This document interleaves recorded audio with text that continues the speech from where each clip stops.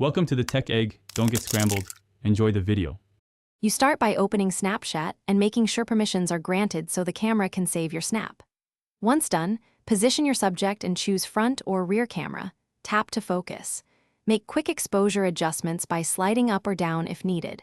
You can pinch to zoom or hold for a video. Hold the capture button for a snap longer than a tap.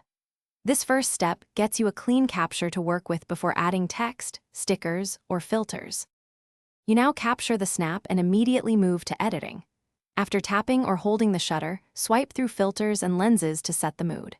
Once satisfied, add text with clear contrast and choose duration or make it keep until viewed. Drag stickers and resize by pinching. Use the scissors to cut and save parts or the lasso to copy. Make sure to preview. If the caption overlaps important content, reposition it. These edits turn a raw photo into a shareable snap. You finish by choosing Send To and selecting recipients or posting to your story.